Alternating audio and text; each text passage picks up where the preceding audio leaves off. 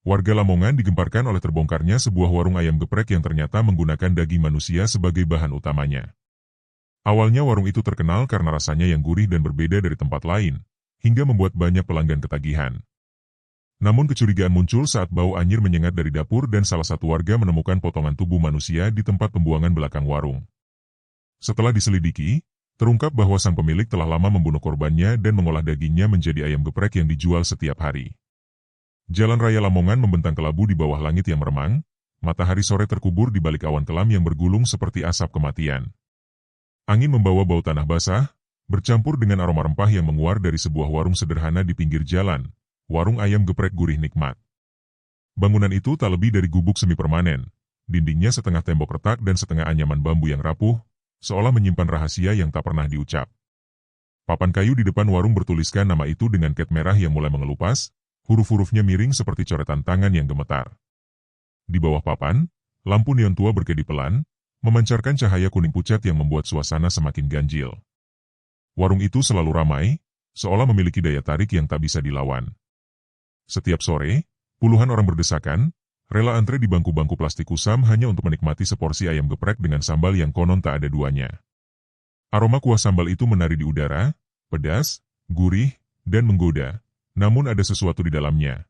Bau anyir samar yang sekilas tercium lalu lenyap, seolah ditelan oleh rempah-rempah yang mendidih di panci besar. Pelanggan tak peduli. Mereka tertawa, mengobrol, dan menyantap hidangan dengan lahap, tak menyadari bahwa setiap suapan membawa mereka lebih dekat ke rahasia mengerikan yang tersembunyi di balik dinding warung. Sukardi, pemilik warung, berdiri di belakang meja kayu yang penuh noda minyak. Pria parubaya itu bertubuh agak gemuk, wajahnya bulat dengan senyum yang terlalu ramah, seolah dipahat untuk menutupi sesuatu. Matanya kecil, menyipit setiap kali ia menyapa pelanggan dengan suara hangat. "Selamat sore, Mas." "Geprek pedas apa sedang?" Tangannya cekatan, mengiris daging, menuang sambal panas, dan menaburkan bawang goreng dengan gerakan yang terlalu sempurna, terlalu terlatih.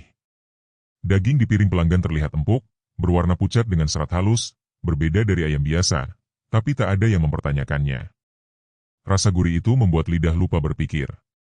Di sudut warung, Bayu duduk di bangku plastik yang goyah, seragam polisinya tersembunyi di bawah jaket lusuh agar tak menarik perhatian. Ia baru 2 minggu ditugaskan di Lamongan, masih asing dengan desa ini yang seolah menyimpan rahasia di setiap sudutnya. Rambutnya rapi, wajahnya tegas, tapi matanya selalu waspada, menangkap detail kecil yang luput dari orang lain. Ia memesan seporsi ayam geprek, hanya untuk mencoba memahami mengapa warung ini begitu terkenal. Ketika piring tiba, uap panas dari sambal merah menyengat hidungnya, membawa aroma yang menggoda sekaligus mengganggu. Ia meniup perlahan, lalu mencicipi daging itu. Rasanya terlalu sempurna. Gurihnya meresap hingga ke tulang, tapi ada sesuatu yang aneh, sesuatu yang membuat bulu kuduknya meremang. Daging itu terlalu lembut, terlalu pucat, seolah bukan milik ayam. Bayu menoleh ke arah dapur, yang selalu ditutup tirai kain tebal berwarna kusam. Dari celah kecil, ia melihat bayangan Sukardi bergerak di dalam, diiringi suara pisau yang beradu dengan talenan, tok, tok, tok, berulang seperti irama kematian. Bau anyir itu kembali tercium, lebih kuat kali ini, bercampur dengan uap rempah yang mendidih. Bayu menelan ludah, mencoba mengusir rasa curiga yang merayap di benaknya. Mungkin hanya imajinasinya, pikirnya. Tapi instingnya sebagai polisi berbisik lain. Di meja lain, sekelompok pekerja bangunan tertawa keras, piring mereka penuh sisa sambal dan tulang.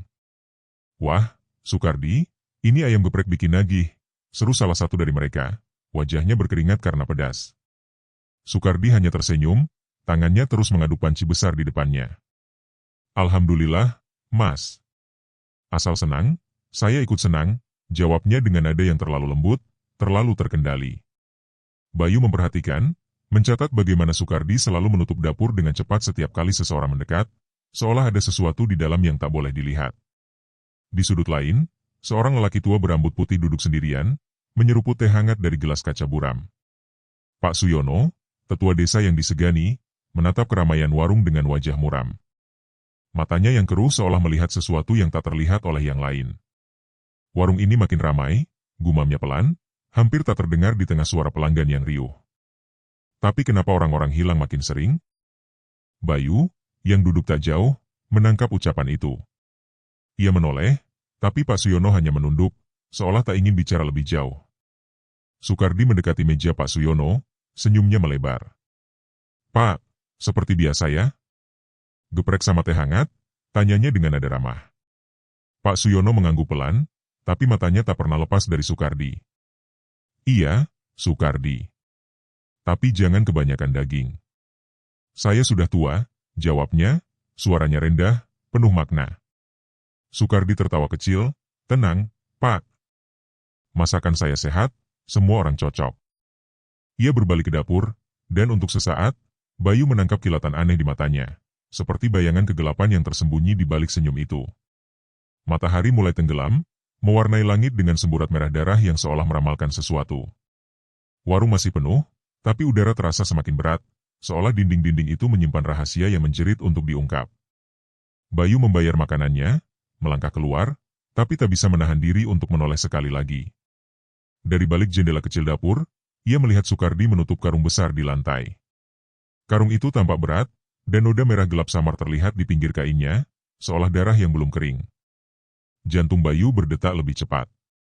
Ia mencoba menenangkan diri, berkata dalam hati bahwa itu mungkin hanya daging ayam segar. Tapi nalurinya berteriak, ada sesuatu yang salah, sangat salah. Malam menjelang, hujan rintik-rintik turun, menyelimuti Lamongan dengan kabut tipis. Warung Sukardi sudah tutup, pintu bambunya diturunkan, lampu depan padam. Hanya cahaya redup dari dapur yang masih menyala, diiringi suara samar pisau yang terus memotong. Tok, tok, tok, seperti detak jantung yang tak pernah berhenti. Di kejauhan, Bayu menyalakan motornya, tapi aroma gurih ayam geprek itu masih melekat di lidahnya, bercampur dengan rasa mual yang tak bisa dijelaskan. Dalam hati, ia berjanji akan kembali, bukan untuk makan, tapi untuk mengungkap apa yang tersembunyi di balik warung yang terlalu sempurna ini. Pagi di Lamongan terasa kelam, meski matahari mencoba menembus kabut tebal yang menyelimuti desa.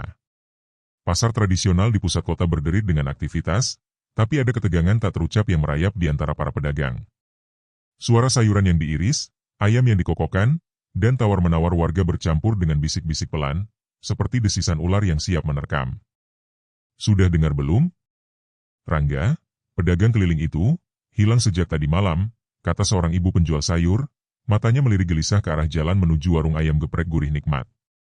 Terakhir katanya dia ke warung Sukardi. Lalu lenyap begitu saja. Pedagang di sampingnya menggeleng, tangannya gemetar saat mengikat daun kol, bukan cuma Rangga. Bulan ini sudah 3 orang pendatang yang hilang. Semua terakhir terlihat di sekitar warung itu. Udara di pasar terasa pengap, bau ikan segar dan rempah bercampur dengan aroma tanah basah sisa hujan semalam. Di ganggang sempit desa, anak-anak berhenti bermain, wajah mereka pucat saat mendengar orang tua berbisik tentang warung yang salah. Kabar tentang orang-orang yang menghilang tanpa jejak menyebar seperti wabah, menyelimuti Lamongan dengan aura ketakutan yang tak bisa dijelaskan. Di balik semua itu, warung ayam geprek gurih nikmat berdiri tenang di pinggir jalan raya, lampu neonnya berkedip-kedip seperti mata yang mengintip dalam gelap. Aroma sambal pedas masih menguar, menggoda siapa saja yang lewat, tapi kini ada sesuatu yang berbeda, bau anyir yang lebih kuat, seperti darah yang tersembunyi di balik rempah-rempah. Bayu berjalan di antara kerumunan pasar, telinganya menangkap setiap bisikan. Seragam polisinya kali ini tersembunyi di bawah kaos polos dan jaket usang, tapi matanya tetap tajam, mencari-cari petunjuk. Ia baru saja selesai patroli pagi ketika mendengar kabar tentang Rangga, seorang pedagang pernak-pernik dari desa tetangga yang tak pernah kembali ke kosnya setelah malam tadi. Bayu mengingat wajah Sukardi, senyumnya yang terlalu ramah, dan karung berdarah yang ia lihat sekilas di dapur warung itu. Jantungnya berdetak lebih cepat, tapi ia menahan diri, tahu bahwa kecurigaan tanpa bukti hanya akan membuatnya terlihat bodoh. Di sudut pasar, Pak Suyono duduk di bangku kayu di depan warung kopi kecil, tangannya memegang gelas teh yang sudah dingin. Wajahnya yang keriput tampak lebih tua dari biasanya, matanya menatap kosong ke arah jalan menuju warung Sukardi. Bayu mendekat, duduk di sampingnya tanpa berkata apa-apa. "Nak Bayu," suara Pak Suyono serak, hampir seperti bisikan. "Kau dengar tentang Rangga, bukan?" Anak muda itu terakhir terlihat di warung Sukardi. Sama seperti yang lain. Bayu mengangguk pelan, matanya menyipit. "Saya dengar, Pak. Tapi kenapa semua orang cuma berbisik? Tidak ada yang berani lapor?" Pak Suyono menoleh, matanya penuh ketakutan yang terpendam. Karena Sukardi bukan orang sembarangan, Nak. Dia selalu ramah, selalu membantu warga. Tapi aku tahu, ada sesuatu yang gelap di balik senyumnya. Aku pernah lihat dia di pasar Jagal dulu, waktu masih muda. Cara dia memotong daging, bukan seperti orang biasa. Bayu menahan napas, mencoba mencerna kata-kata itu. Pasar Jagal? Sukardi pernah kerja di sana? Pak Suyono mengangguk pelan, jari-jarinya gemetar di sekitar gelas. 20 tahun lalu. Dia buruh jagal. Tapi bukan cuma sapi atau kambing yang dia potong. Ada cerita tentang barang haram yang disembelih di sana.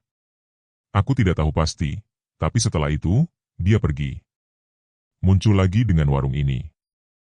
Sore menjelang, dan Bayu memutuskan kembali ke warung Sukardi, kali ini dengan hati yang lebih berat. Jalan raya Lamongan mulai ramai, tapi ada suasana mencekam yang tak bisa dijelaskan.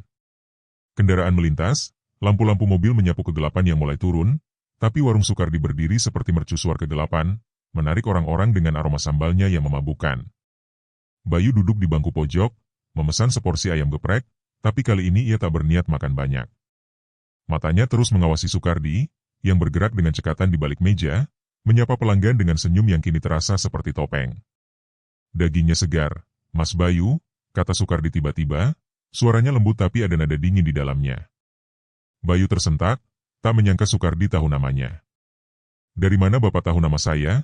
Tanyanya, berusaha tetap tenang. Sukardi tertawa kecil, matanya menyipit. Lamongan kecil, Mas. Semua orang tahu polisi baru.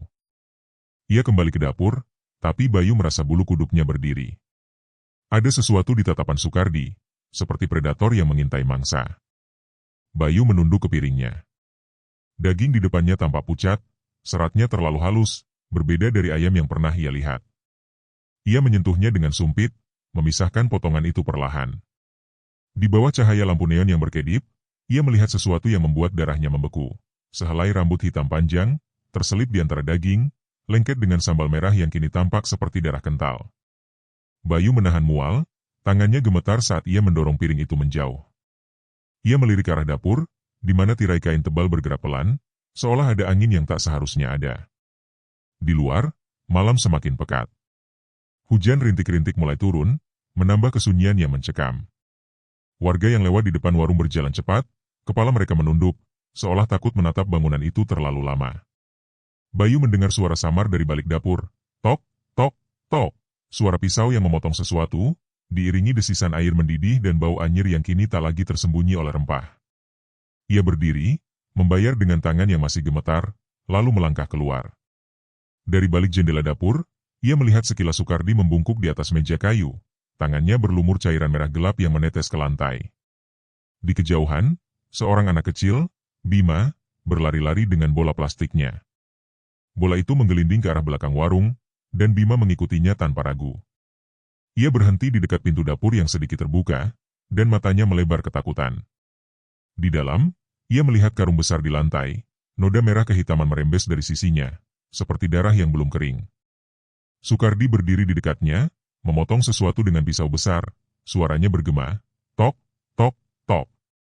Bima menjatuhkan bolanya, berlari terbirit-birit dengan wajah pucat, tangisnya tertelan oleh suara hujan. Bayu, yang kebetulan melihat Bima berlari, merasa dadanya sesak. Ia mendekati anak itu, berlutut, dan bertanya dengan suara pelan, "Kau lihat apa, Bima?" Anak itu menggigit bibir, matanya penuh teror. "Karung, berdarah, Mas." Di dapur Pak Sukardi. Bayu menelan ludah, jantungnya berdetak kencang. Ia menoleh ke arah warung, di mana lampu dapur masih menyala redup, menyisakan bayangan Sukardi yang bergerak seperti hantu di balik tirai. Malam itu, Lamongan terasa lebih gelap, seolah desa ini tahu bahwa rahasia mengerikan di warung Sukardi mulai merangkak ke permukaan, siap mencabik-cabik ketenangan yang rapuh. Malam menyelimuti Lamongan dengan kegelapan yang pekat, seolah langit sengaja menutup mata dari kengerian yang bersemayam di bawahnya. Hujan rintik-rintik turun tanpa henti, menciptakan irama monoton yang menenggelamkan suara-suara lain, kecuali satu, tok, tok, tok, suara pisau yang beradu dengan talenan kayu di dalam dapur warung ayam geprek gurih nikmat. Warung itu sudah tutup, pintu bambunya diturunkan, dan lampu neon di depan dipadamkan, menyisakan hanya cahaya redup yang merembes dari celah-celah dapur. Udara dingin menusuk, membawa bau tanah basah bercampur aroma anyir yang kini tak lagi disembunyikan oleh rempah-rempah. Di balik tirai kain tebal yang kotor, Sukardi bekerja dalam sunyi, wajahnya datar, matanya kosong seperti lubang tanpa dasar. Rangga, seorang pedagang keliling berusia 27 tahun, berdiri di depan pintu warung yang sudah terkunci. Tubuhnya lelah setelah seharian berkeliling desa menjajakan pernak-pernik murah. Perutnya keroncongan, dan aroma samar sambal pedas dari warung itu membuat air liurnya menetes. Ia mengetuk pintu dengan ragu, suaranya nyaris tertelan hujan. "Pak Sukardi, maaf, masih bisa pesan geprek? Saya lapar sekali." Dari dalam, langkah berat terdengar mendekat. Tirai dapur tersingkap sedikit, dan wajah Sukardi muncul, basah keringat meski udara malam begitu dingin. Ia menatap Rangga beberapa detik, matanya menyipit, seolah menimbang sesuatu. Lalu, senyum tipis yang tak sampai ke mata muncul di wajahnya. "Oh, bisa, Mas. Masuk saja. Warung sudah tutup, tapi untuk satu piring, tidak apa." Rangga melangkah masuk dengan perasaan lega, tak menyadari bahwa pintu bambu di belakangnya ditutup dengan pelan, diikuti bunyi kunci yang berderit. Ia duduk di bangku plastik dekat pintu, menatap meja kayu yang penuh noda minyak dan goresan pisau. Dapur di belakang tirai mengeluarkan suara-suara aneh, desisan air mendidih, denting logam, dan bau anyir yang kini lebih tajam, seperti darah segar yang baru tumpah. Sukardi keluar dari dapur dengan cepat, membawa sepiring ayam geprek yang uapnya mengepul. Sambal merah di atas daging itu tampak kental, berkilau di bawah cahaya lampu dapur yang merangkak masuk. "Makan dulu, Mas. Baru dari keliling, pasti capek," kata Sukardi, suaranya lembut tapi ada nada dingin yang membuat bulu kuduk Rangga meremang tanpa ia sadari.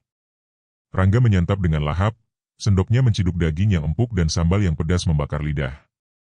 Rasanya memang luar biasa, gurihnya meresap hingga ke tulang, tapi ada sesuatu yang aneh, tekstur daging itu terlalu halus, terlalu lembut, seolah meleleh di mulut dengan cara yang tak wajar. Ia mengabaikan perasaan itu, terlalu lapar untuk berpikir. Sukardi berdiri di balik tirai, memperhatikan setiap suapan Rangga dengan mata yang tak berkedip, seperti elang yang mengintai mangsa. "Enak, kan, Mas?" tanyanya, suaranya hampir seperti bisikan. Rangga mengangguk, tersenyum. "Wah, Pak, ini enak banget. Beda dari yang lain." Sukardi mengangguk, lalu berbalik ke dapur. "Sebentar, saya ambilkan teh hangat, gratis untuk Mas." Ia kembali dengan gelas kaca buram, uap teh manis menguar lembut. Rangga, tanpa curiga, meneguk teh itu dalam sekali teguk.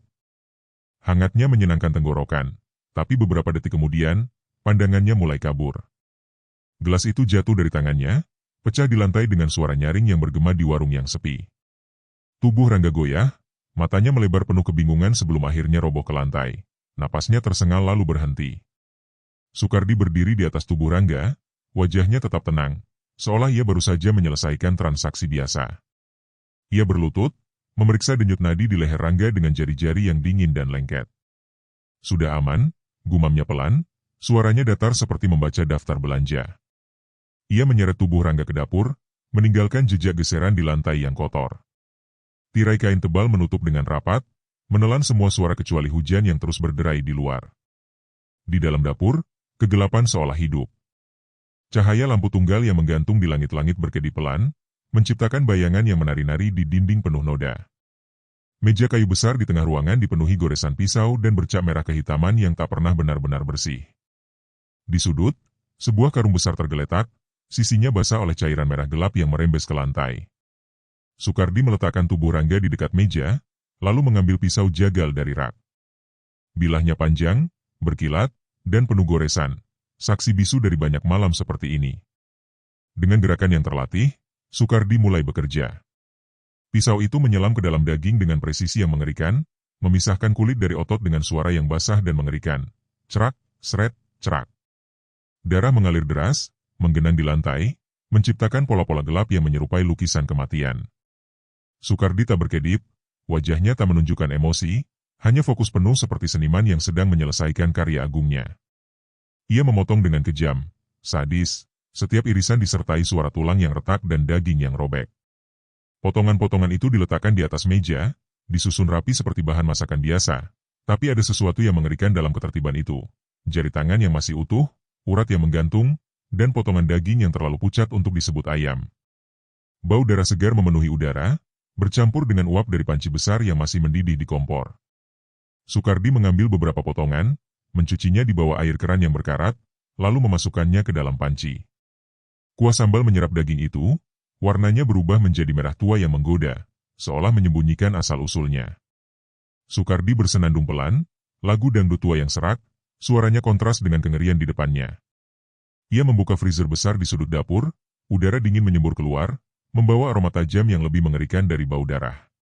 Di dalamnya, plastik-plastik bening berjejer rapi, masing-masing berisi potongan tubuh, lengan, paha, bahkan kepala yang matanya masih terbuka, menatap kosong ke kegelapan. Sukardi menatap hasil kerjanya, senyum tipis muncul di bibirnya.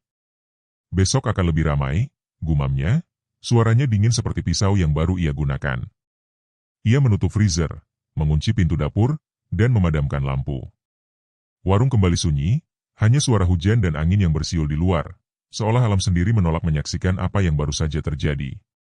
Di kejauhan, desa Lamongan tertidur dalam ketidaktahuan, tak menyadari bahwa malam itu satu nyawa lagi telah lenyap, ditelan oleh rahasia gelap di balik tirai dapur Sukardi. Malam di Lamongan terasa seperti perangkap yang perlahan menutup, udara lembab dan berat, penuh dengan bisikan kegelapan yang tak terucap. Jalan raya di pinggir warung ayam geprek gurih nikmat tampak lengang, hanya sesekali lampu mobil yang melintas menyapu kegelapan, menciptakan bayangan-bayangan mengerikan yang menari di dinding warung. Lampu neon di depan warung berkedip-kedip, seolah berusaha menyembunyikan rahasia yang terkubur di dalam. Bau sambal pedas masih menguar, tapi kini bercampur dengan aroma anyir yang lebih tajam, seperti darah yang tersisa di celah-celah kayu. Warung itu berdiri seperti makam hidup, menarik pelanggan dengan janji kelezatan sambil menyimpan kengerian yang tak terbayangkan. Bayu melangkah masuk ke warung dengan langkah hati-hati, jaket usangnya menyembunyikan seragam polisi yang ia kenakan di bawahnya. Matanya tajam, menyapu setiap sudut ruangan, mencari celah untuk mengungkap apa yang ia rasakan sebagai kebenaran mengerikan.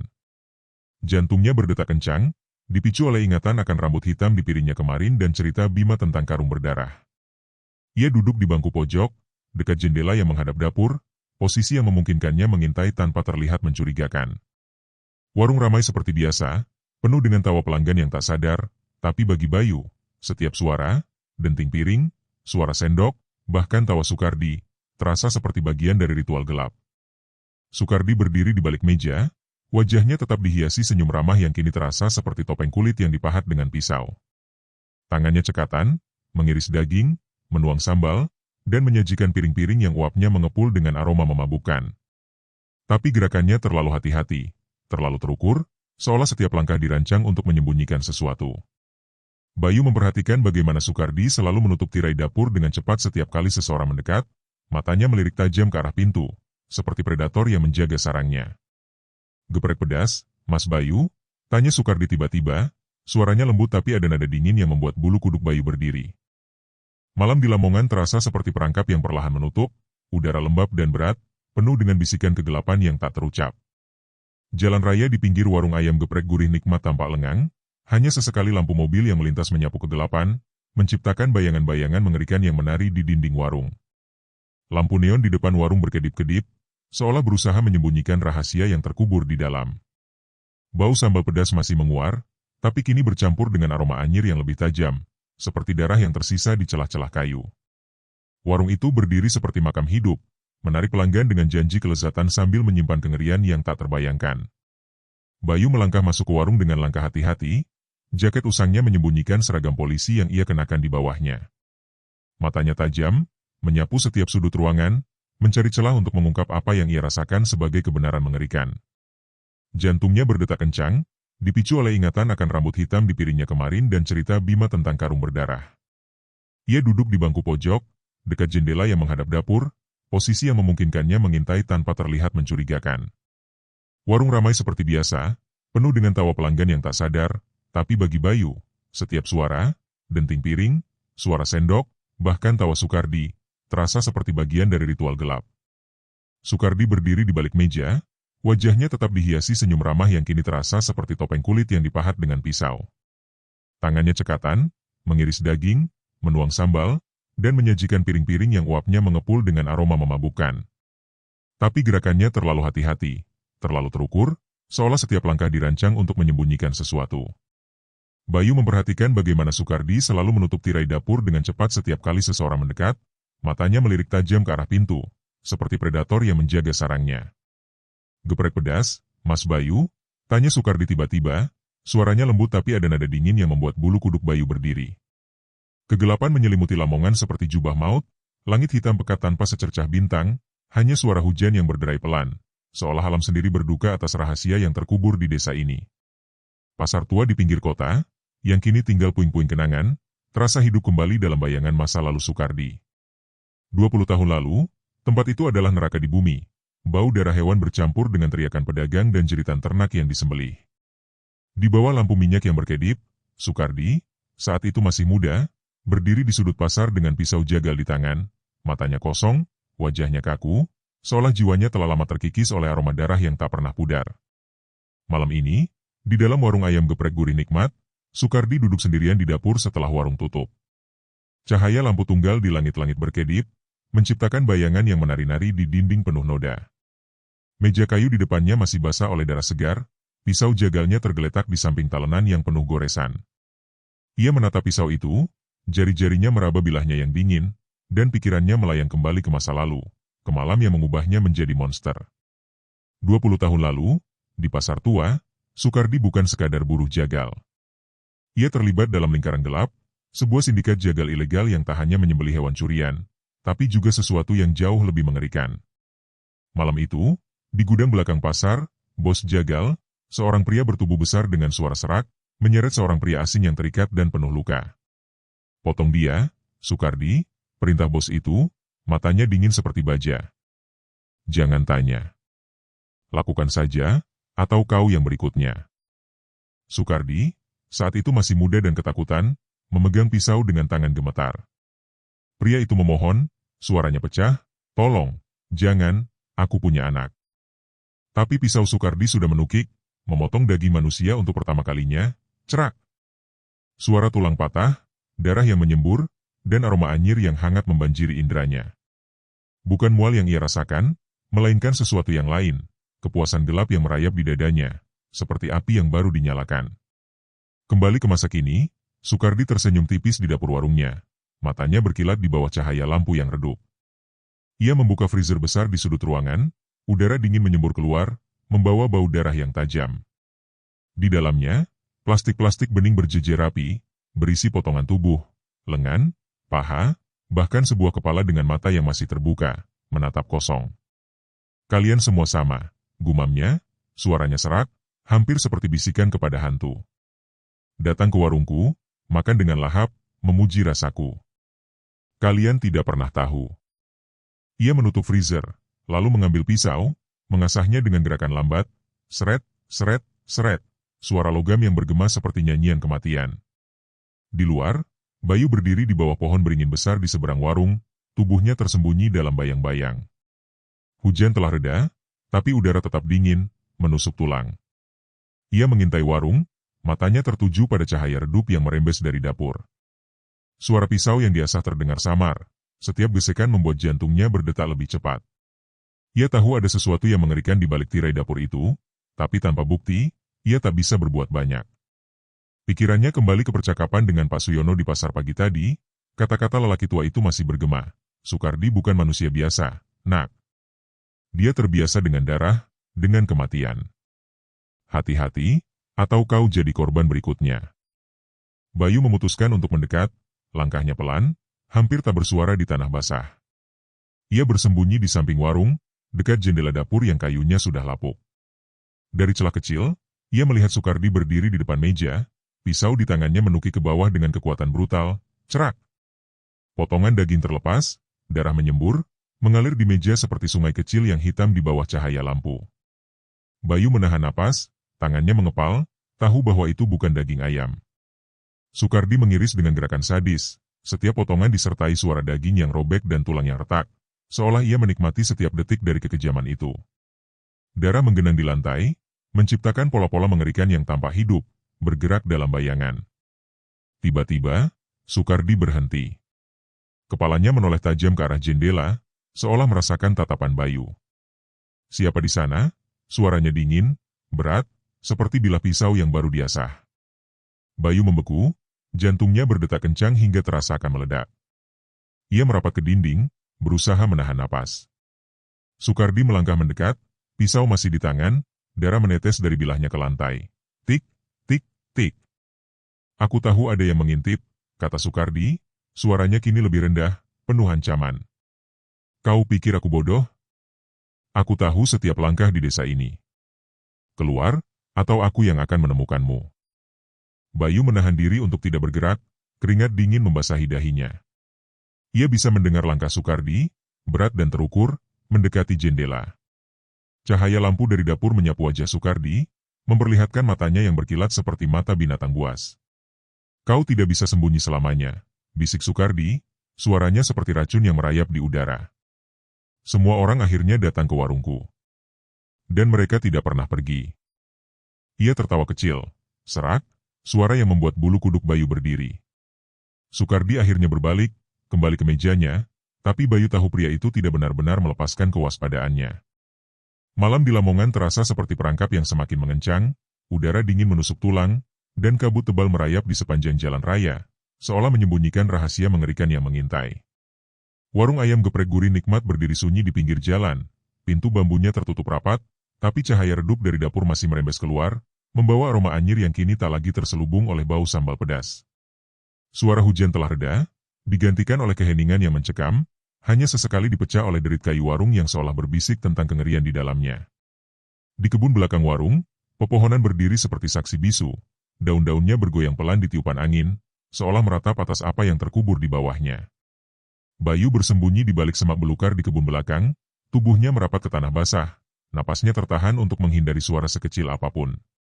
Jaketnya sudah lembab, keringat dingin membasahi dahinya, tapi matanya tetap tajam, tertuju pada pintu belakang dapur yang sedikit terbuka.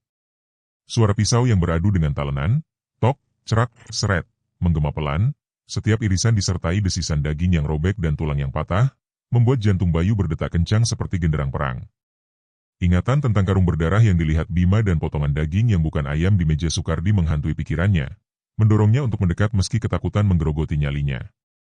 Dari celah pintu dapur, Bayu melihat bayangan Sukardi bergerak, pisau besar di tangannya berkilat di bawah lampu yang berkedip. Pria itu mengiris sesuatu dengan gerakan sadis, setiap potongan disertai cipratan darah yang menggenang di meja kayu, menciptakan pola-pola gelap yang tampak seperti lukisan kematian. Bau anyir darah segar bercampur dengan rempah mendidih, menciptakan aroma mengerikan yang membuat perut Bayu mual.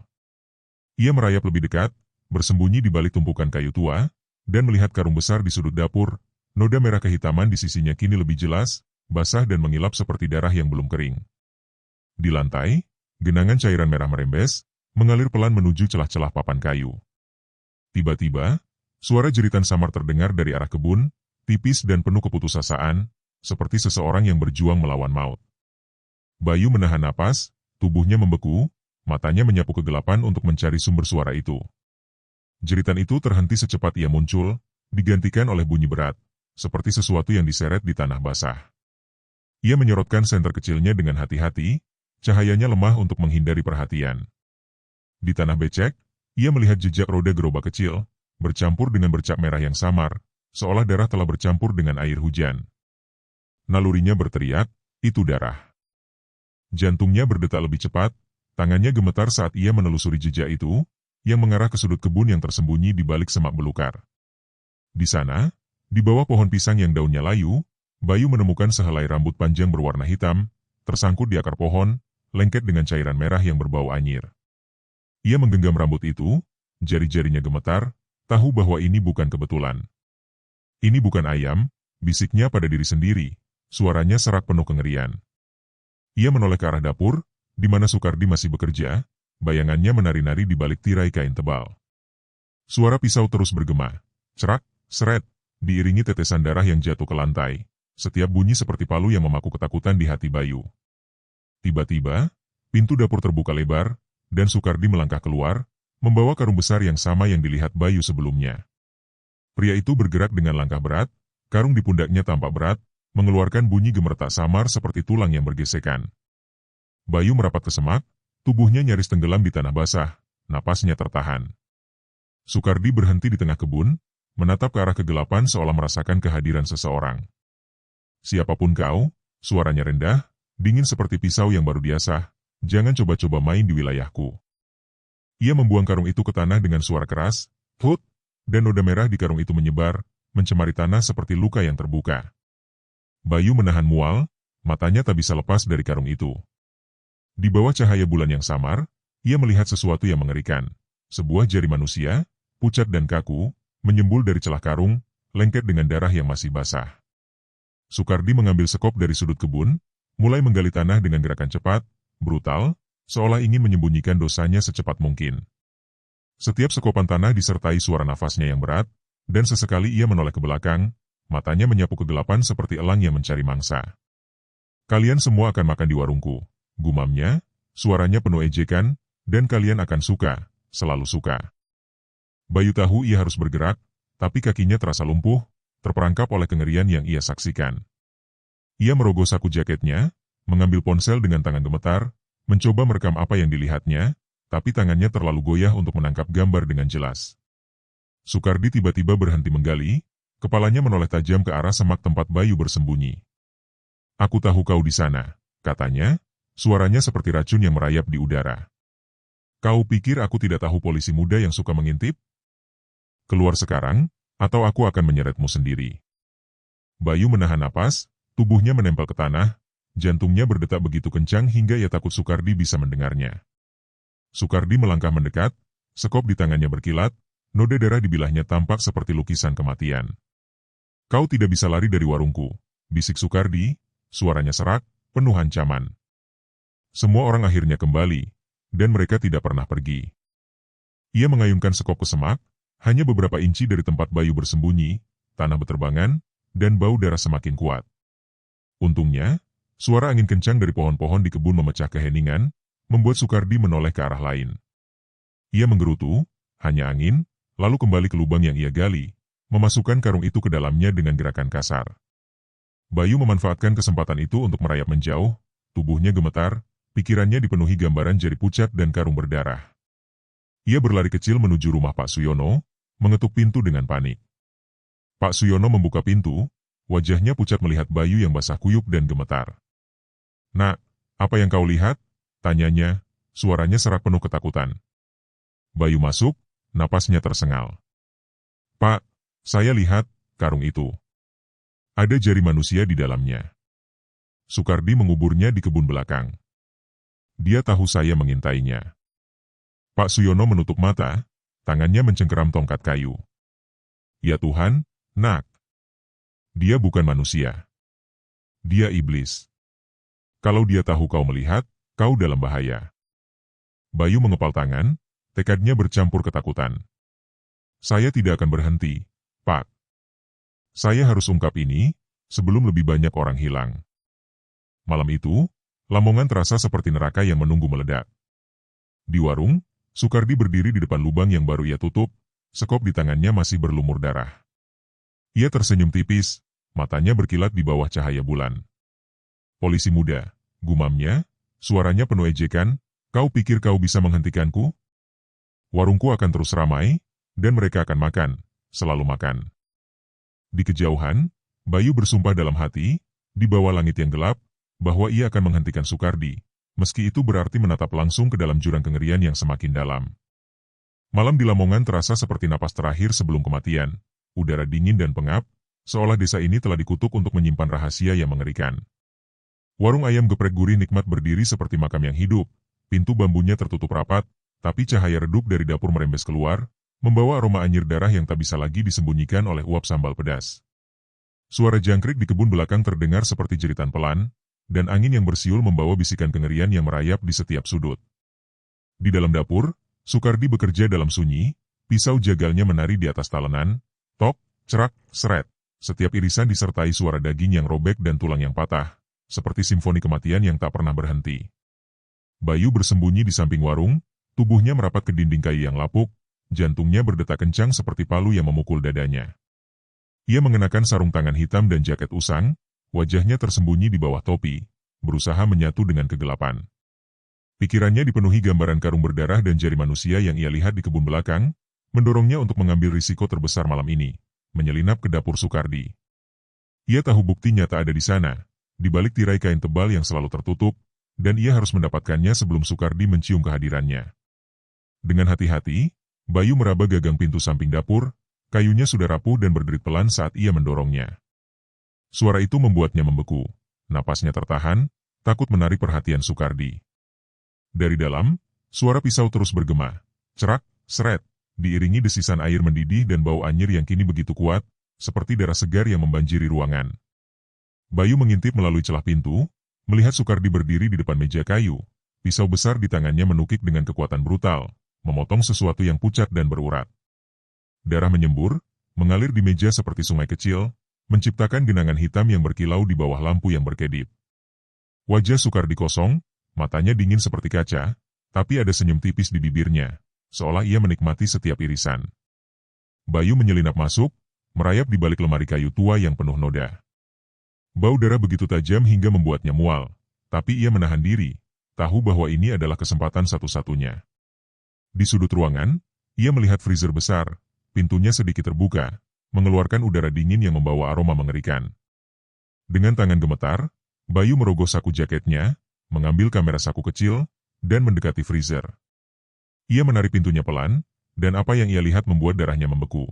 Plastik-plastik bening berjejer rapi, berisi potongan tubuh manusia, lengan yang terputus, paha yang diiris rapi, jari tangan yang masih utuh dengan kuku yang pucat, bahkan sebuah kepala dengan mata terbuka, menatap kosong ke arahnya seperti memohon dibebaskan. Darah beku menempel di plastik, menciptakan pola-pola mengerikan yang tampak hidup dalam kegelapan. Bayu menutup mulutnya erat-erat, menahan teriakan yang nyaris melesat dari tenggorokannya. Tangannya gemetar saat ia mengarahkan kamera, mengabadikan kengerian itu. Klik, klik, klik. Setiap suara shutter terasa seperti palu yang memaku kebenaran. Ia memotret freezer, meja yang berlumur darah, dan Soekardi yang masih mengiris dengan gerakan sadis, pisau menukik ke bawah, cerak, memisahkan daging dari tulang dengan suara yang membuat bulu kuduk berdiri. Darah menyembur lagi, beberapa tetes mendarat di lantai dekat kaki Bayu, hangat dan lengket. Ia tahu ia harus cepat, tapi kengerian itu membuat tubuhnya kaku, seperti terperangkap dalam mimpi buruk yang tak bisa ia bangun. Tiba-tiba, kakinya menyenggol botol kaca kecil di lantai, mungkin sisa botol kecap yang terlupakan. Botol itu jatuh, pecah dengan suara nyaring yang menggema di dapur, cerang. Soekardi berhenti seketika, pisau di tangannya terhenti di udara, darah menetes dari bilahnya, tik, tik, tik. Kepalanya menoleh tajam ke arah suara, matanya menyipit, penuh kecurigaan. Siapa di sana? Suaranya dingin, seperti bilah pisau yang baru diasah, memotong keheningan dengan ancaman. Bayu membeku di balik lemari, napasnya tertahan, jantungnya berdetak begitu kencang hingga ia takut Soekardi bisa mendengarnya. "Aku tahu kau di sini," lanjut Soekardi, suaranya kini lebih rendah, penuh racun.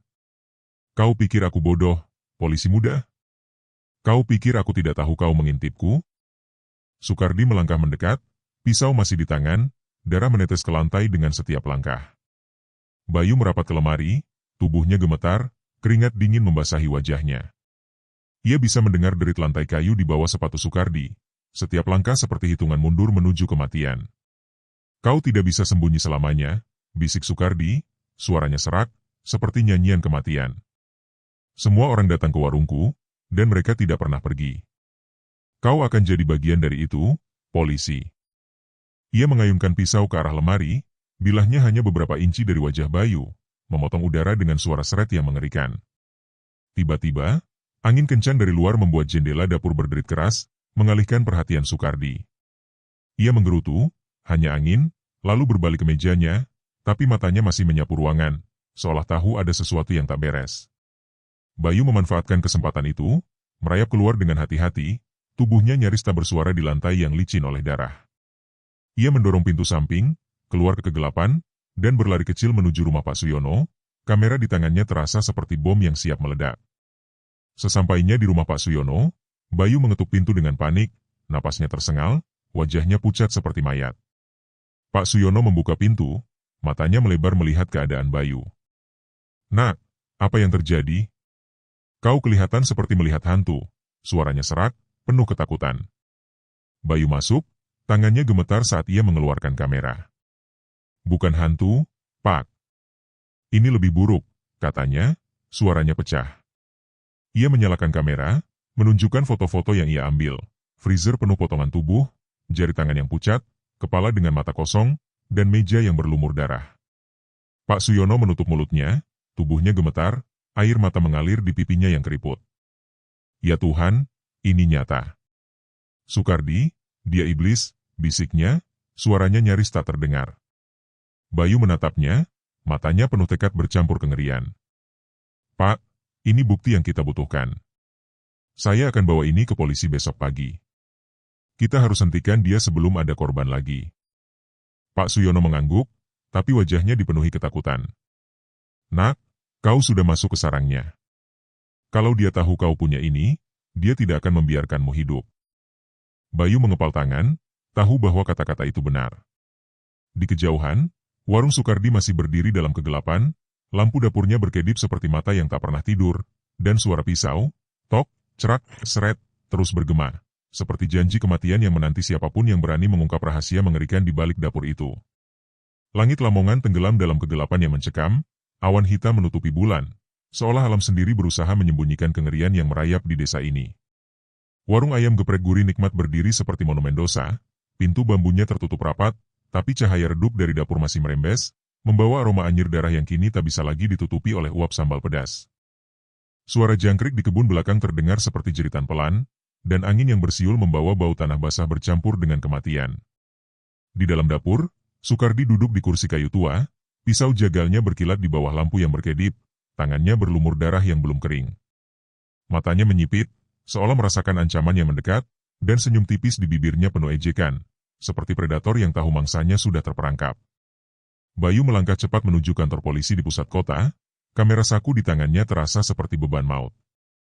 Foto-foto mengerikan yang ia ambil malam tadi, freezer penuh potongan tubuh, jari manusia yang pucat, kepala dengan mata kosong, membakar pikirannya, membuatnya tak bisa tidur. Wajahnya pucat, keringat dingin membasahi dahinya, tapi tekadnya tak goyah. Ia harus melapor, harus menghentikan Sukardi sebelum lebih banyak nyawa lenyap. Di kantor polisi, Kompol Arman, perwira senior dengan tatapan tajam, menyambutnya di ruangan kecil yang bau kopi dan kertas tua. Bayu, kau kelihatan seperti baru keluar dari kubur, kata Arman, suaranya tegas tapi penuh perhatian. Apa yang kau bawa? Bayu mendorong kamera ke arah Arman, tangannya masih gemetar. Pak, ini buktinya. Saya masuk ke dapur Sukardi semalam. Lihat sendiri. Arman menyalakan kamera, matanya yang semula tenang melebar perlahan saat melihat foto-foto itu, freezer penuh plastik bening berisi lengan, paha, dan kepala yang menatap kosong, meja kayu berlumur darah, dan Sukardi yang mengiris daging dengan pisau besar, wajahnya kosong seperti iblis. Ya Tuhan, bisik Arman, tangannya mengepal di atas meja. Ini bukan sekadar pembunuhan, Bayu. Ini mengerikan. Dia monster. Bayu menatap Arman, suaranya serak penuh ketegangan.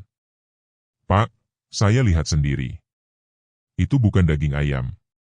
Ada jari manusia, kepala, dia memotong mereka seperti daging biasa. Dan dia hampir tahu saya di sana. Kita harus bertindak sekarang. Arman mengangguk, wajahnya kaku, tapi matanya penuh tekad. Kau benar, tapi kita tidak bisa gegabah. Sukardi licik. Kalau dia curiga, dia bisa kabur atau, lebih buruk, menambah korban. Ia menekan tombol interkom, memanggil dua anak buahnya. Kita akan rencanakan penggerbekan, tapi harus rapi. Bayu, kau tidak boleh mendekati warung itu lagi. Biarkan kami yang turun tangan. Bayu menunduk, hatinya bergejolak. Pak, saya yang menemukan ini. Saya harus ikut memastikan dia tertangkap. Arman menatapnya tajam. Kau sudah terlalu dekat, Bayu. Jika dia tahu kau punya foto-foto ini, nyawamu dalam bahaya. Dengar, kami akan kirim polisi menyamar sebagai pelanggan mulai besok. Kau tetap jadi mata kami di lapangan, tapi dari jarak aman. Bayu mengangguk kaku, meski di dalam dadanya ada api yang membakar, dorongan untuk menghadapi Sukardi sendiri. Sementara itu, di warung, Sukardi berdiri di dapur, pisau di tangannya masih meneteskan darah dari potongan terakhir yang ia kerjakan. Meja kayunya basah, genangan darah mengalir ke lantai, menciptakan pola-pola mengerikan yang tampak hidup di bawah cahaya lampu yang berkedip. Ia mengasah pisau, seret, seret, seret. Suara logam itu seperti nyanyian kematian yang ia nikmati. Matanya menyipit, mengingat suara botol pecah malam tadi. Polisi muda, gumamnya, suaranya dingin seperti es. Kau pikir aku tidak tahu kau masuk ke sini? Kau pikir aku bodoh? Ia tertawa kecil, serak, penuh ancaman. Kau akan datang lagi, dan kali ini, kau tidak akan keluar. Sukardi membuka freezer, memeriksa plastik-plastik bening yang berisi potongan tubuh. Ia meraba salah satunya, jari tangan yang pucat dengan kuku yang masih utuh, lalu tersenyum. Mereka semua suka masakanku, bisiknya, suaranya penuh ejekan. Dan kau, polisi, akan jadi bagian dari itu. Ia menutup freezer dengan keras, bunyinya menggema di dapur yang pengap. Di luar, angin bersiul, membawa bau darah yang meresap dari celah-celah dapur, seolah warung itu sendiri bernapas dengan kengerian. Sore harinya, Bayu kembali ke rumah Pak Suyono. Wajahnya masih pucat, pikirannya dipenuhi gambaran freezer mengerikan itu. Pak Suyono duduk di teras, tangannya memegang tongkat kayu, matanya menatap ke arah warung Sukardi di kejauhan. Nak, sudah ada kabar? Tanyanya, suaranya serak penuh kekhawatiran. Bayu duduk di sampingnya, napasnya berat. Saya sudah lapor ke Kompol Arman, Pak. Foto-foto itu, mereka cukup untuk penggerebekan. Polisi akan menyamar sebagai pelanggan besok. Tapi saya takut, Pak. Sukardi, dia seperti tahu saya mengintainya. Pak Suyono menatap Bayu, matanya penuh ketakutan yang dalam. Nak, kalau dia tahu kau punya bukti, dia tidak akan diam. Sukardi bukan manusia biasa. Dia predator. 20 tahun lalu, di pasar tua, aku melihatnya memotong daging dengan senyum, seperti menikmati setiap irisan. Dan sekarang, Tuhan tahu berapa banyak nyawa yang sudah dia ambil. Suaranya pecah, tangannya gemetar. Kau harus hati-hati, Nak. Kalau dia menangkapmu, kau tidak akan keluar hidup-hidup. Bayu mengepal tangan, tekadnya bercampur ketakutan. Pak, saya tidak bisa berhenti sekarang. Foto-foto itu, mereka berbicara, Pak. Jari-jari itu, mata yang menatap kosong, saya harus hentikan dia. Pak Suyono menunduk, air mata mengalir di pipinya yang keriput. Aku sudah tua, Nak. Aku cuma ingin desa ini bebas dari iblis itu. Tapi kalau ada apa-apa denganmu, aku tidak akan memaafkan diri sendiri. Bayu memegang bahu lelaki tua itu, suaranya tegas meski penuh ketegangan. Doakan saja, Pak. Besok, polisi akan bergerak. Sukardi tidak akan lolos.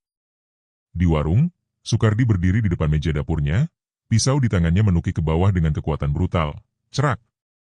Daging robek, tulang patah, darah menyembur, membanjiri meja seperti sungai kematian. Ia mengiris dengan gerakan sadis, setiap potongan disertai suara yang mengerikan, seolah ia sedang menciptakan karya seni dari kengerian. Polisi muda, bisiknya, matanya berkilat penuh kebencian. Kau pikir foto-foto itu akan menyelamatkanmu? Kau akan jadi santapan berikutnya. Ia tertawa, suaranya menggema di dapur yang pengap, diiringi suara pisau yang terus biros, tok, cerak, seret. Malam itu, Lamongan terasa seperti neraka yang menunggu meledak, dan Bayu tahu, waktu untuk menghentikan Sukardi sudah semakin dekat, tapi begitu juga bahaya yang mengintai di setiap sudut. Dini hari di Lamongan terasa seperti napas terakhir sebelum badai, langit hitam pekat tanpa bintang, udara dingin menusuk hingga ke tulang. Warung ayam geprek gurih nikmat berdiri seperti makam yang menanti penghuni baru, pintu bambunya tertutup rapat, tapi cahaya redup dari dapur merembes keluar, membawa bau anyir darah yang kini tak lagi terselubung oleh aroma sambal. Suara jangkrik di kebun belakang terdengar seperti jeritan pelan, dan angin yang bersiul membawa aroma tanah basah bercampur kematian. Di dalam dapur, Sukardi berdiri di depan meja kayu, pisau jagalnya berkilat di bawah lampu yang berkedip, tangannya berlumur darah segar. Matanya menyipit, penuh kewaspadaan, seolah ia tahu malam ini bukan malam biasa. Kau datang, polisi muda, gumamnya, suaranya serak seperti bilah pisau yang diasah. Aku sudah menunggumu. Bayu berdiri di kejauhan, bersembunyi di balik pohon beringin besar, jantungnya berdetak kencang seperti genderang perang. Ia telah berjanji pada Kompol Arman untuk tidak ikut campur, tapi instingnya menolak untuk tinggal diam. Foto-foto mengerikan dari dapur Sukardi, freezer penuh potongan tubuh, jari pucat, kepala dengan mata kosong, membakar pikirannya, mendorongnya untuk berada di dekat warung saat penggerbekan. Ia mengenakan jaket hitam dan topi, berusaha menyatu dengan kegelapan, tapi keringat dingin membasahi dahinya. Di sekitar warung, 3 polisi berpakaian preman merayap pelan, senter kecil mereka redup untuk menghindari perhatian. Kompol Arman memimpin dari depan, pistolnya terkokang, matanya tajam seperti elang. Semua siap, bisiknya, suaranya tegas tapi penuh ketegangan. Anak buahnya mengangguk, tangan mereka mengepal di sekitar senjata. Tiba-tiba, pintu belakang dapur terbuka, dan Sukardi melangkah keluar, membawa pisau besar yang berkilat di bawah cahaya bulan. Ia bergerak cepat, seperti bayangan, menuju gudang tua di belakang warung, lorong rahasia yang ia siapkan untuk pelarian.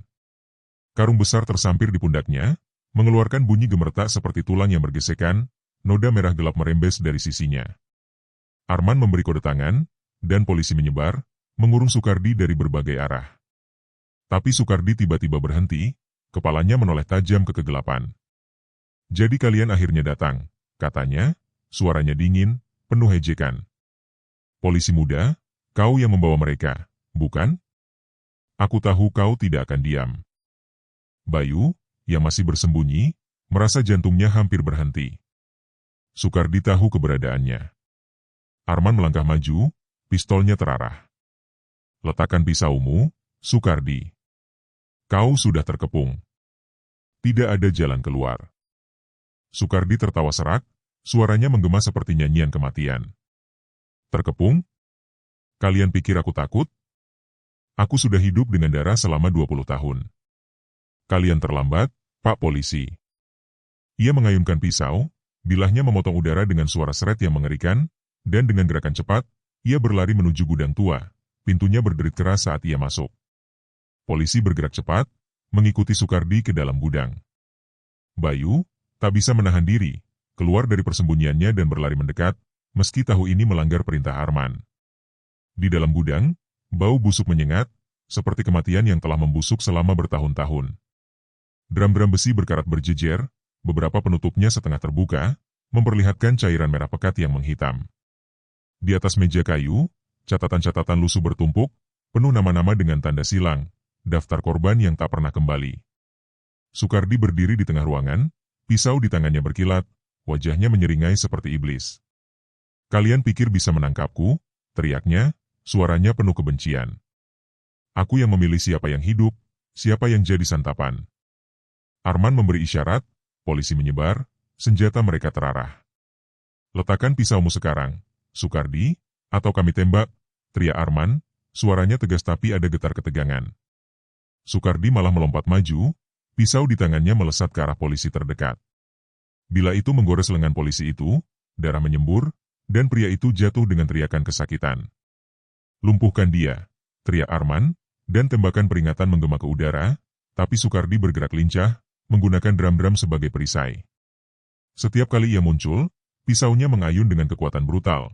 Suara seret, cerak mengisi ruangan, seperti simfoni kematian yang ia ciptakan. Bayu, yang kini berdiri di pintu gudang, tak bisa tinggal diam. "Pak Arman, saya bisa membantu," teriaknya, suaranya penuh tekad bercampur ketakutan. Arman meliriknya, wajahnya tegang. "Bayu, keluar. Ini bukan tempatmu." Tapi Bayu tidak mundur, matanya terpaku pada Sukardi, yang kini menatapnya dengan senyum mengerikan. "Polisi muda," sapa Sukardi, suaranya seperti racun yang merayap. "Kau yang masuk ke dapurku, bukan? Kau yang mengambil foto-foto itu. Kali ini, kau akan jadi bagian dari masakanku." Ia melompat ke arah Bayu, pisau di tangannya menukik dengan kecepatan maut, hanya beberapa inci dari dada Bayu. Arman bergerak cepat, menubruk Bayu hingga keduanya jatuh ke samping. Pisau Sukardi menghantam dinding kayu dengan suara keras, cerak. Pertarungan jarak dekat meledak, Arman berusaha menahan Sukardi dengan tongkat, sementara Sukardi mengayunkan pisau dengan gerakan sadis, setiap serangan disertai tawa serak yang mengerikan. "Kalian tidak bisa menghentikanku," teriaknya, matanya berkilat seperti binatang buas. "Warungku akan terus ramai. Mereka akan makan, selalu makan." Polisi lain mencoba membantu, tapi ruang sempit membuat mereka kesulitan. Drum-drum besi bergoyang saat Sukardi menggunakannya sebagai perlindungan. Bayu bangkit, kepalanya pening setelah terbentur lantai, tapi amarahnya mengalahkan ketakutan. Ia melihat sebuah kayu panjang di sudut gudang, meraihnya, dan berlari ke arah Sukardi. Saat Sukardi mengayunkan pisau ke arah Arman, Bayu menghantamkan kayu itu ke lengan Sukardi dengan kekuatan penuh. Huak! Pisau itu nyaris terlepas, tapi Sukardi memutar tubuh, menghantam Bayu hingga terhuyung. Bocah bodoh, geram Sukardi, matanya liar. Kau akan jadi santapan terakhirku. Ia mengangkat pisau, siap menyerang lagi, tapi Arman bergerak lebih cepat, menendang pergelangan tangan Sukardi hingga pisau itu terpelanting ke sudut gudang. Polisi lain menyergap, menahan lengan Sukardi dan menekannya ke lantai. Sukardi meronta, tubuhnya kuat seperti kerasukan, mulutnya berteriak penuh amarah. Lepaskan aku. Kalian pengecut. Aku belum selesai. Arman memborgol tangannya dengan tegas, wajahnya dingin. Selesai sudah, Sukardi. Bukti ada di tangan kami. Kau akan membusuk di penjara. Sukardi terengah-engah, tapi matanya masih menyala penuh kebencian. Penjara? Kalian pikir orang-orang akan berhenti makan di warungku? Mereka kecanduan rasanya. Ia tertawa, suaranya serak dan mengerikan, menggema di gudang yang penuh kematian. Bayu berdiri dengan tubuh gemetar, menatap Sukardi yang kini terborgol. Di sekitarnya, drum-drum berisi cairan merah, tulang belulang berserakan, dan catatan lusuh dengan nama-nama korban menjadi saksi bisu kekejaman pria itu. Di luar, warga mulai berkumpul, terbangun oleh suara tembakan dan teriakan, wajah mereka penuh kebingungan dan ketakutan. Malam itu, Lamongan terguncang, dan Bayu tahu, meski Sukardi telah ditangkap, kengerian yang ia tinggalkan akan menghantui desa ini selamanya. Gudang tua di belakang warung ayam geprek gurih nikmat terasa seperti neraka yang hidup, bau busuk darah dan daging membusuk menusuk hidung, mencampur udara dingin yang penuh kengerian. Cahaya senter polisi menari-nari di dinding kayu yang lapuk, memperlihatkan drum-drum besi berkarat penuh cairan merah pekat, tulang belulang berserakan di lantai, dan catatan lusuh bertumpuk di meja, masing-masing halaman ditandai nama-nama korban dengan coretan silang yang mengerikan. Sukardi berdiri di tengah ruangan, pisau jagalnya berkilat di bawah sorotan cahaya. Wajahnya menyeringai seperti iblis yang terpojok tapi menolak menyerah. Matanya liar, penuh kebencian, dan senyumnya seperti luka terbuka, menantang siapa saja yang berani mendekat.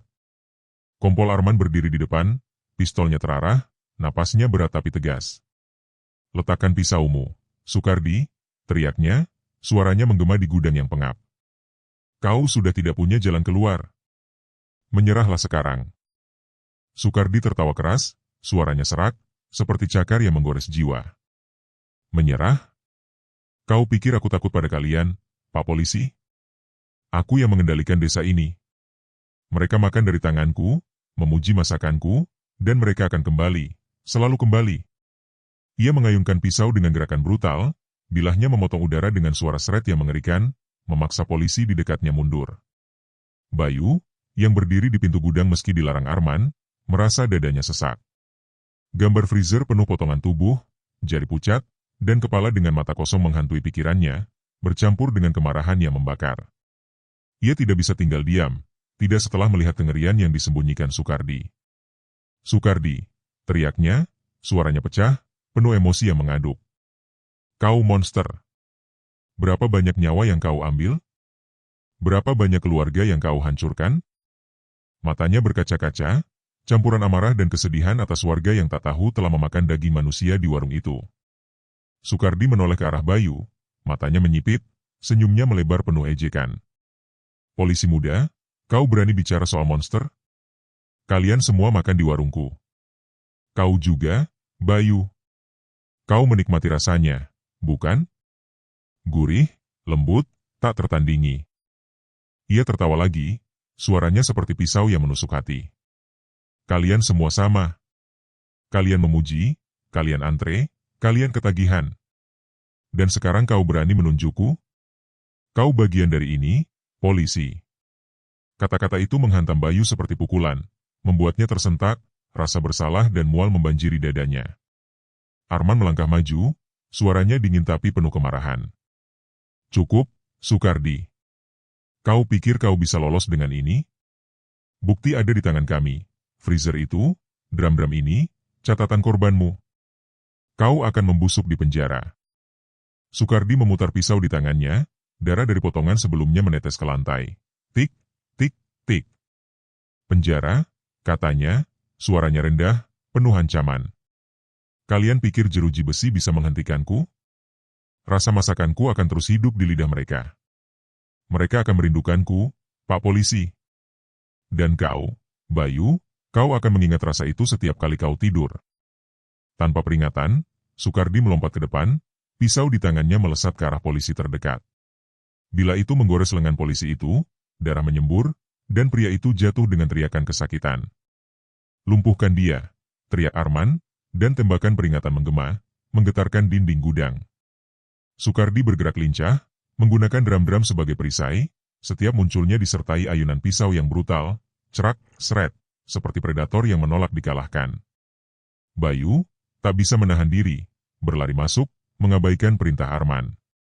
Sukardi, berhenti, teriaknya, suaranya penuh kemarahan dan keputusasaan. Kau tidak bisa lari dari ini. Semua tahu siapa kau sebenarnya. Sukardi menoleh, matanya berkilat penuh kebencian. Kau yang akan berhenti, polisi muda, bentaknya, suaranya seperti racun. Kau yang masuk ke dapurku, mengambil foto-foto itu. Kau pikir kau pahlawan? Kau hanyalah mangsa berikutnya. Ia melompat ke arah Bayu, pisau di tangannya menukik dengan kecepatan maut, hanya beberapa inci dari dada Bayu. Arman menubruk Bayu, mendorongnya jatuh ke samping, dan pisau Sukardi menghantam dinding kayu dengan suara keras, cerak. Pertarungan jarak dekat meledak, Arman berusaha menahan Sukardi dengan tongkat, sementara Sukardi mengayunkan pisau dengan gerakan sadis, setiap serangan disertai tawa serak yang mengerikan. Kalian semua akan mati, teriaknya, matanya liar. Warungku tidak akan pernah mati. Bayu bangkit, kepalanya pening, tapi amarahnya mengalahkan rasa takut. Ia melihat kayu panjang di sudut gudang, meraihnya, dan berlari ke arah Sukardi. Kau hancurkan desa ini, teriak Bayu, suaranya pecah, penuh emosi. Kau buat kami makan daging manusia. Kau buat kami jadi monster sepertimu. Ia menghantamkan kayu itu ke lengan Sukardi dengan kekuatan penuh, huak. Pisau itu nyaris terlepas, tapi Sukardi memutar tubuh, menghantam Bayu hingga terhuyung. Kau tidak tahu apa-apa, polisi, bentak Sukardi, suaranya penuh kebencian. Aku memberi mereka kelezatan yang mereka inginkan. Aku memberi mereka sesuatu yang tidak bisa mereka lupakan. Bayu terjatuh, kepalanya membentur drum besi, pandangannya berkunang-kunang. Sukardi mengangkat pisau, siap menyerang lagi, matanya penuh kegilaan. Kau akan jadi santapan terakhirku, Bayu, teriaknya, suaranya seperti jeritan dari neraka. Tapi detik itu, Arman bergerak cepat, menendang pergelangan tangan Sukardi dengan keras. Pisau itu terpelanting, jatuh ke sudut gudang dengan suara denting yang tajam. Polisi lain menyergap, menahan lengan Sukardi dan menekannya ke lantai. Sukardi meronta, tubuhnya kuat seperti kerasukan, mulutnya berteriak penuh amarah. Lepaskan aku. Kalian pengecut. Aku belum selesai. Warungku akan hidup selamanya. Arman memborgol tangan Sukardi, wajahnya dingin tapi matanya penuh kemarahan. Kau selesai, Sukardi, katanya, suaranya tegas seperti palu. Bukti ada di tangan kami. Kau akan menghabiskan sisa hidupmu di balik jeruji, dan desa ini akan melupakanmu. Sukardi terengah-engah, tapi matanya masih menyala. Melupakan? Tidak, Pak Polisi, bisiknya, suaranya serak penuh ejekan. Setiap kali mereka makan, mereka akan mengingat rasa masakanku. Mereka akan merindukanku, dan kau, Bayu, kau akan bermimpi tentang rasa itu setiap malam.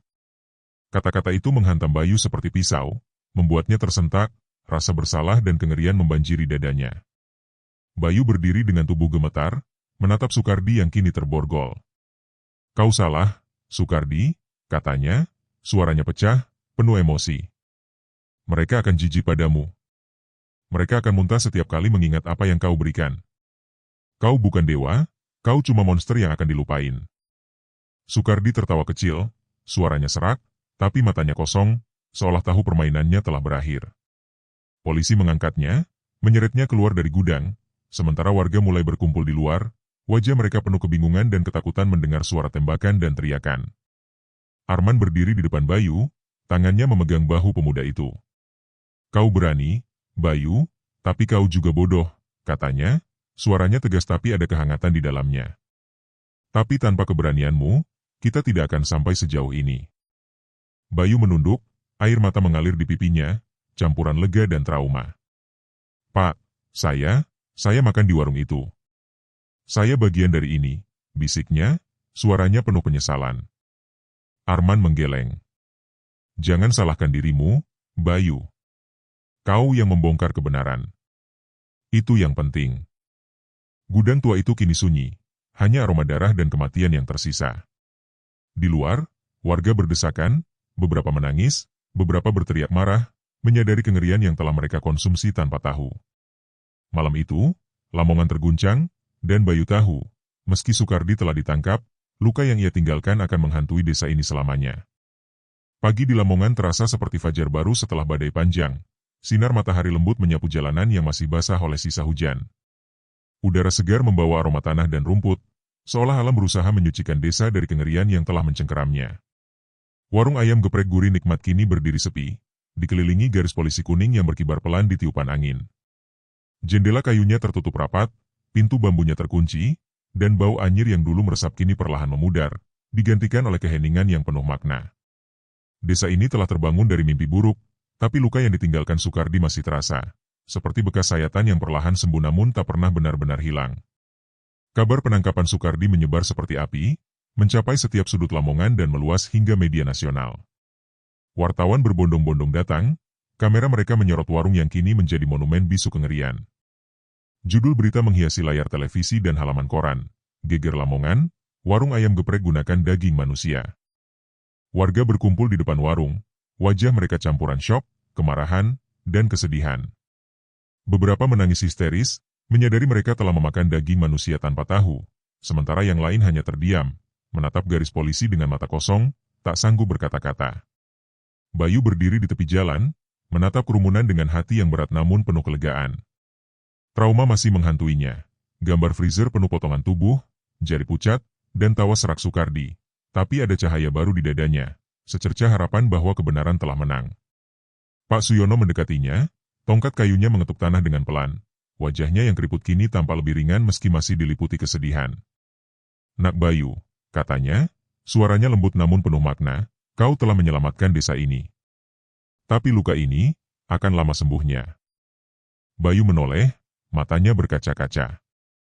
Pak, saya juga makan di warung itu. Saya merasa bersalah, seperti bagian dari dosa Sukardi. Pak Suyono menggeleng, tangannya memegang bahu Bayu dengan penuh kehangatan. Jangan salahkan dirimu, Nak. Kau yang membuka mata kami. Tanpa keberanianmu, kami masih akan hidup dalam kebohongan, memakan kengerian tanpa tahu. Kau pahlawan, bukan pendosa. Kata-kata itu seperti angin sejuk, meredakan beban di hati Bayu, meski ia tahu perjalanan untuk memaafkan dirinya sendiri masih panjang. Di kantor polisi, Kompol Arman memberikan keterangan kepada wartawan, suaranya tegas namun penuh empati. Kami telah menemukan bukti kuat, potongan tubuh korban di gudang dan dapur, catatan nama-nama korban, dan barang-barang milik mereka. Sukardi ditahan dengan tuduhan pembunuhan berencana dan mutilasi. Tim forensik sedang bekerja untuk mengidentifikasi korban, dan kami akan memastikan keadilan ditegakkan. Wartawan berebut bertanya, tapi Arman tetap tenang, matanya sesekali melirik Bayu yang berdiri di kejauhan, seolah mengakui peran pemuda itu dalam mengungkap kasus ini. Hari itu, Sukardi dibawa ke markas polisi dengan pengawalan ketat. Borgol di tangannya berkilat di bawah sinar matahari, tapi wajahnya tetap kosong, tanpa penyesalan. Ia sempat menoleh ke kerumunan warga, tersenyum tipis, seolah ingin meninggalkan sisa-sisa ketakutan. Lihat dia, Bayu, bisik Pak Suyono, suaranya gemetar. Dia masih bisa tersenyum setelah semua yang dia lakukan. Bayu mengepal tangan, matanya penuh tekad. Itu senyum terakhirnya di luar penjara, Pak. Dia tidak akan pernah menyakiti lagi. Minggu-minggu berikutnya, Lamongan mulai berjalan menuju penyembuhan. Warung Sukardi tetap ditutup, menjadi pengingat pahit akan kegelapan yang pernah bersemayam di sana. Keluarga korban datang ke kantor polisi, mencari jawaban tentang orang-orang yang mereka sayangi, yang hilang tanpa jejak.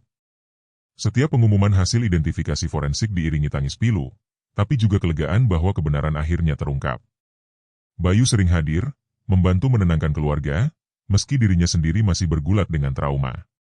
Setiap malam, Ia bermimpi tentang dapur Soekardi, aroma anyir, dan tawa serak yang menghantui, tapi ia belajar untuk menghadapinya, tahu bahwa ia telah melakukan yang benar. Suatu sore, Bayu duduk sendirian di tepi sawah, menatap matahari terbenam yang mewarnai langit dengan semburat emas dan merah. Angin sejuk membelai wajahnya, membawa aroma bunga liar yang tumbuh di antara padi. Kompol Arman mendekat, kali ini tanpa seragam, hanya mengenakan kemeja sederhana. "Kau kelihatan lebih tenang, Bayu," katanya, duduk di sampingnya. Bayu tersenyum tipis, matanya menatap Cakrawala. "Bukan tenang, Pak. Mungkin, damai. Tapi saya masih merasa bersalah. Saya makan di warung itu, sama seperti warga lain." Arman menepuk bahunya, suaranya penuh kebijaksanaan. "Kau bukan pelaku, Bayu. Kau korban, seperti mereka semua. Tapi kau memilih untuk tidak menutup mata. Itu yang membuatmu berbeda. Kau membawa cahaya ke kegelapan, dan itu bukan hal kecil." Bayu menarik napas panjang, kata-kata itu seperti obor yang menerangi sudut gelap di hatinya. "Pak, saya belajar sesuatu dari ini semua," katanya, suaranya lembut tapi penuh makna. "Kebenaran itu seperti matahari. Kadang tersembunyi di balik awan, tapi selalu ada, menunggu untuk ditemukan. Dan kita harus berani mencarinya, meski itu menyakitkan." Arman mengangguk, matanya penuh kekaguman. "Itu filosofi yang dalam, Bayu. Kau muda, tapi kau sudah paham apa arti keberanian. Desa ini berutang padamu." Bayu tersenyum, untuk pertama kali dalam beberapa minggu, senyumnya tulus. "Bukan saya, Pak. Kita semua. Pak Suyono, warga yang berani bersuara, dan Anda. Kita bersama-sama membawa kebenaran itu keluar." Malam itu, di balai desa, warga berkumpul untuk menonton sidang perdana Soekardi di televisi. Hakim membacakan dakwaan dengan suara tegas, sementara Soekardi duduk diam, tatapannya kosong, seolah jiwanya telah lama meninggalkan tubuhnya. Warga menonton dengan perasaan campur aduk, kemarahan, kesedihan, tapi juga kelegaan. Pak Suyono duduk di samping Bayu, tangannya memegang bahu pemuda itu. "Akhirnya keadilan mulai berjalan, Nak," katanya, suaranya penuh harapan. "Luka ini tidak akan pernah hilang, tapi kita bisa membangun kembali. Bersama." Bayu mengangguk, matanya menatap layar. "Yang penting, Pak, dia tidak bisa menyakiti lagi. Itu cukup untukku." Hari-hari berikutnya, Lamongan mulai pulih. Anak-anak kembali bermain di halaman, suara tawa mereka mengisi udara, seolah membawa kehidupan kembali ke desa. Pasar ramai lagi, pedagang sayur tersenyum meski dengan hati yang masih terluka. Suara azan dari surau terdengar merdu, seperti doa untuk penyembuhan. Bayu memilih untuk terus bertugas sebagai polisi, tapi kini dengan misi baru, ia mulai menulis catatan tentang kasus Soekardi, tentang bahaya menutup mata terhadap tanda-tanda kecil, dan tentang keberanian untuk bersuara. Tulisannya dibaca banyak orang, menjadi inspirasi bagi mereka yang ingin melawan kegelapan dalam hidup mereka. Suatu malam, Bayu kembali duduk di tepi sawah, menatap langit penuh bintang yang kini terlihat lebih terang. Angin malam membelai wajahnya, dan untuk pertama kalinya, ia merasa damai. Ia teringat kata-kata Pak Suyono, kebenaran itu seperti pohon beringin, Nak. Akarnya dalam, cabangnya menaungi, dan meski badai datang, ia tetap berdiri. Bayu tersenyum, menyadari bahwa hidup adalah tentang menemukan cahaya di tengah kegelapan, tentang berani melangkah meski ketakutan menghadang, dan tentang membangun kembali dari reruntuhan.